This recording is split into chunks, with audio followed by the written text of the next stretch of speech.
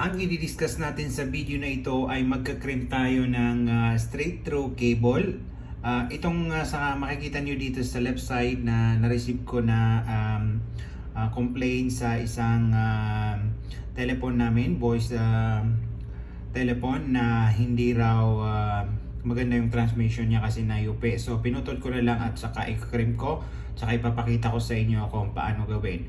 Kasi alam natin na ang network cable ay isa sa mga kailangan sa pag-network natin sa ating sa office or sa ating bahay kung meron tayong mga simple networking doon, at saka kung gumagamit tayo ng CCTV. So pag bago ka pa lang sa channel na ito, huwag mong kalimutan i-subscribe and pindutin ang notification bell para updated ka sa mga i-upload kong video. So makikita nyo dito, meron akong ini-stripe na different cable dito para maipakita ko sa inyo. Ito, Cat 6 din to, pero kung makikita nyo, ang pagkaibahan lang nito yung type of cable, pero actually Cat 6 lahat to. Itong white din, ito ay Cat 6 din, at saka ito, at saka ito.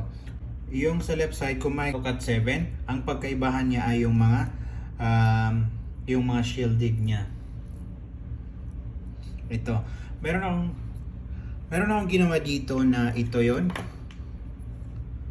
Makita nyo, parang galing sa factory, kasi nilagyan ko pa ng yung shielded niya na to. At saka yung ginamit ko dito na yung RG45 ay aluminum. Ito yung mamahalin. Pero sa itong pag-crimp ko, ito yung gagamitin natin ng mga tools. Itong crimper, saka yung wire striper. Ito kasama lang to sa pag bumili kayo ng ganito, yung crimper, kasama niya to. At saka yung RG45, ito lang ang gagamitin ko sa demonstration na to. Ito. And ito yung i-crimp natin. At saka meron akong cable tester. Mura lang to, affordable to. At saka yung kabila niya ito. So ito guys, pakita natin kung paano mag-crimp. So ito guys, mag-start na tayo mag-crimp, and pinutol ko muna yung cable para ipakita ko sa inyo kung paano i-stripe. So meron akong cable striper dito, at saka i-stripe ko dito sa part na to. And pag nalagay nyo dyan yung cable, i-rotate nyo na lang. Tansahin nyo lang guys na hindi siya masugatan yung wire. Kasi yung wire na to ay merong kung pag nasugatan, pwedeng maapektaduhan yung transmission ng mga data. So kung makita nyo, naka-shielded siya kasi Cat 7 ata to. Yung kanina yung nakita ko dito sa niya, yung sa level niya. Kung makikita nyo, naka-shielded yung pero medyo confusing ako dito pag ganito yung nabubuksan ko na cable. Yung type of wire, medyo confusing ako kasi parehas ng kulay guys. So yan guys, pag naayos na natin yung ito, at saka tanggalin natin to. Actually yung iba ginagawa niya scissor, pero ngayon wala akong scissor sa demonstration na to, pero ginagamit ko na lang yung nito, yung ganito niya. Pero make sure guys na wag niyong mailagay dito yung kamay niyo kasi ang tulis to. Sa akin ginagamit ko to kasi wala akong scissor. Pasensya na ako, walang nag-aano sa video, walang naghahawak dito kasi nilagay ko lang sa tabi ko na naka side. Tapos ito natanggal na, tapos ito sa kabila.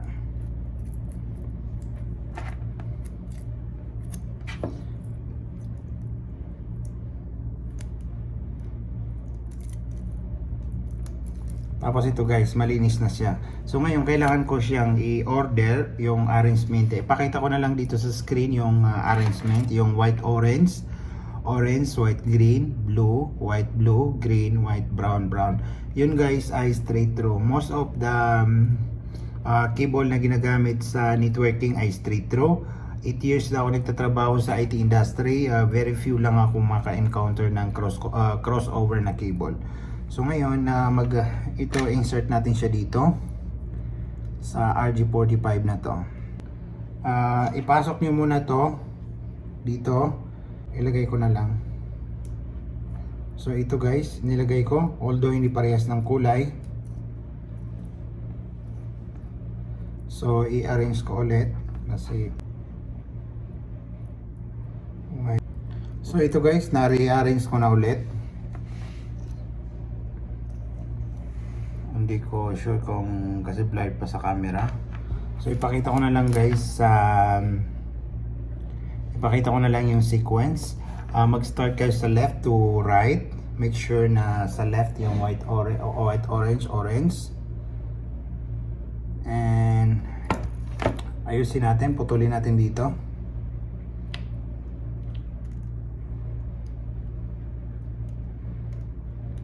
Yan, naputol ko na ulit, pinutol ko.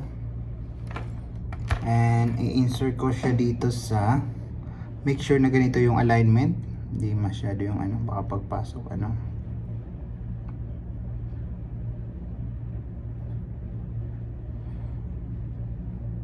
Wala kasi guys naghahawak sa camera ko, pasensya na. Dito guys yung sequence, hindi ko lang makikita niya sa camera, white orange kasi medyo confusing to. So and make sure na nakaabot siya sa dulo. Dito sa dulo lahat.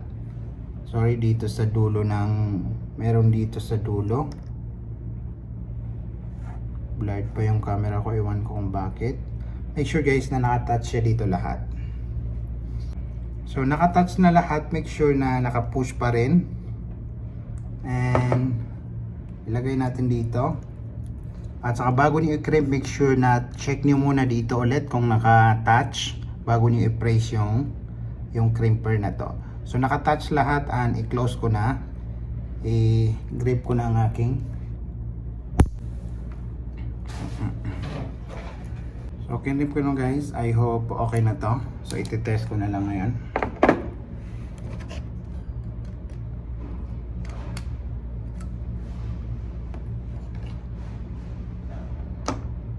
Yung sa kabilang end, turn on ko siya dito.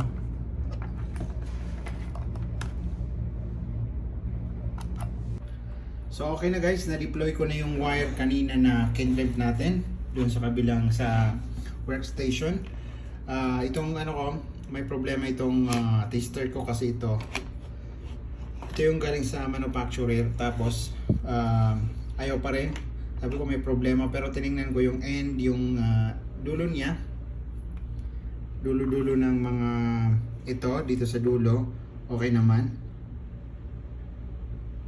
Yan, makikita niyo okay naman yung sa dulo niya, pero dito hindi siya umiilaw. So dineploy ko, okay naman siya. Actually sa telephone ko siya dineploy. So dito lang guys, I hope may natutunan kayo sa video na ito. Maraming salamat sa panonood. Have a good day.